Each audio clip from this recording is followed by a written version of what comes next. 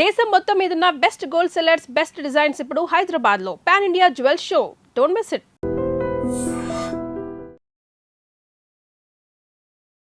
పది రోజులైనా చిన్నారి జాహ్నవికి సంబంధించిన జాడ కనిపించలేదు.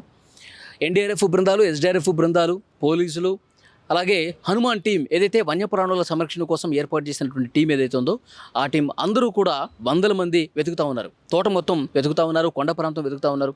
10 రోజులైంది, కానీ కనీసం సమాచారం ఇప్పటి వరకు ఆ పాపకు సంబంధించి లేదు. ఇంకొక ముఖ్యమైనటువంటి విషయం ఏంటంటే పోలీసులు ఇప్పుడు తమ ఆశలన్నీ కూడా కుక్క మీద పెట్టుకుంటే కుక్క చనిపోయింది. కనీసం కుక్క ఆ చనిపోయినటువంటి కుక్కకు సంబంధించిన పోస్ట్ మార్టం రిపోర్ట్ అయినా ఏమైనా క్లూ ఇస్తుందా అన్న దాంట్లో భాగంగా పోలీసులు ఉన్నారు. ఎందుకంటే చనిపోయినటువంటి కుక్కకు సంబంధించి ఆ కుక్కకి గాయాలయ్యాయి, తల మీద ఒక గాయమైంది, అలాగే కాళ్ళ మీద గాయాలయ్యాయి. సో ఆ కుక్క సరిగా ఆహారం తీసుకోక, వాటర్ తీసుకోక ఆ మట్టి తినుకుంటూ 1-2 రోజులు అట్లాగే ఉండి చనిపోయింది. పోలీసులు ఉన్న ఒక్క క్లూ కూడా, కుక్క ఏమైనా జీపీఎస్ ట్రాకర్ పెట్టారు కదా, కుక్క ఏమైనా ఇస్తుంది అనుకుంటే కుక్క కూడా ఇవ్వలేదు.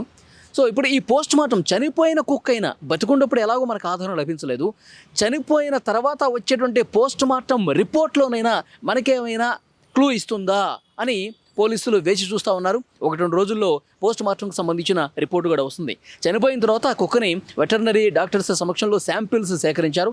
ఆ శాంపిల్స్ నమూనాలన్నింటినీ మొత్తం ఆ కుక్క శరీర భాగంలో నుంచి దాదాపు ఒక 5-6 చోట్ల శాంపిల్స్ అన్నీ కూడా సేకరించి ఆ శాంపిల్స్ని విశాఖపట్నంలోని ఫోరెన్సిక్ ల్యాబ్కు పంపించారు.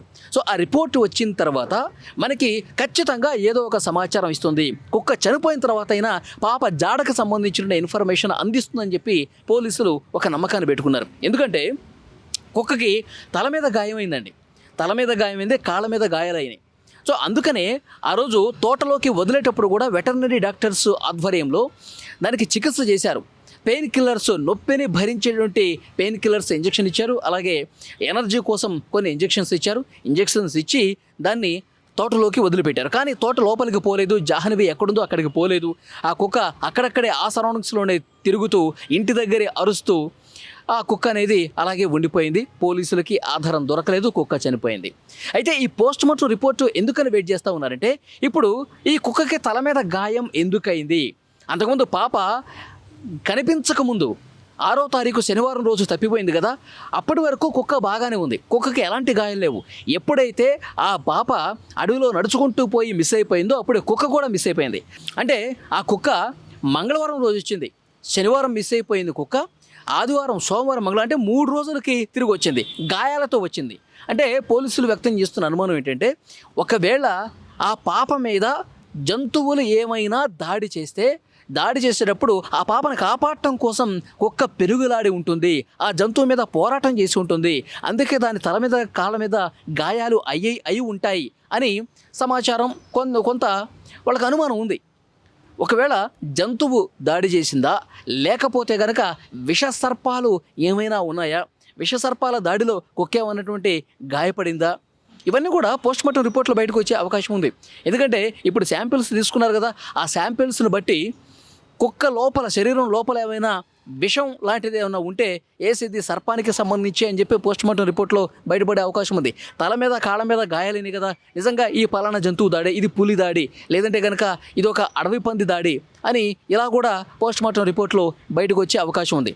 లేదు అంటే కనుక కిడ్నాపర్లు ఎవరైనా ఆ పాపని తీసుకెళ్ళేటప్పుడు ఈ కుక్కని తల మీద గట్టిగా కర్రతో కొట్టి ఏమైనా ఇబ్బంది పెట్టారా, కుక్క మీద ఆ విధంగా తీవ్రమైనటువంటి దాడి చేశారా, ఇది కూడా చాలా క్లియర్గా పోలీసులకు తెలిసే అవకాశం కనిపిస్తుంది. ఎందుకంటే ఎప్పుడైతే మంగళవారం రోజు తిరిగి వచ్చిందో, గాయాలతో తిరిగి వచ్చిందో, అప్పుడు ఆ కుక్కకు సంబంధించి సమాచారం మనకేం తెలిసింది, పోలీసులు ఏం చెప్తున్నారు, మతి స్థిమితం లేకుండా కుక్క ప్రవర్తిస్తోంది, పూర్తిగా ఒక డిప్రెషన్లోకి వెళ్ళిపోయినటువంటి ఫీల్లో ఉంది, తనకేమీ గుర్తులేనట్టుగా బిహేవ్ చేస్తోంది, ఆ పాపకు సంబంధించిన తల్లిదండ్రులను చూసినా అరుస్తోంది, పాపకు సంబంధించినటువంటి కుటుంబ సభ్యులు కావచ్చు, ఆ మనుషులను ఎవరిని చూసినా వాళ్ళ మీద కరవటానికి వస్తుంది.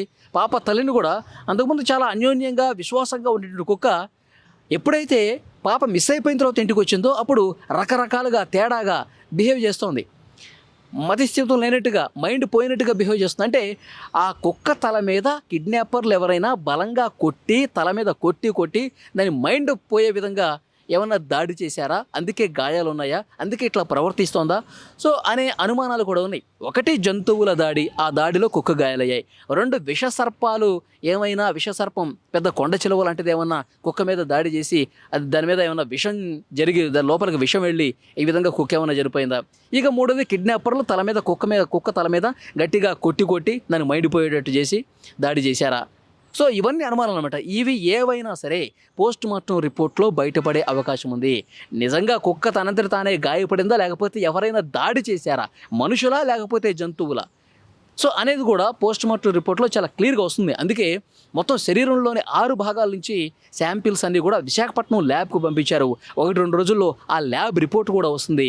వచ్చిన తర్వాత నిజంగా అసలు ఏం జరిగిందన్నది కూడా పూర్తిగా క్లారిటీ వచ్చే అవకాశం అయితే కనిపిస్తుంది. కానీ చాలా బాధ కలిగించే విషయం ఏంటంటే 10 రోజులు అవుతుందండి.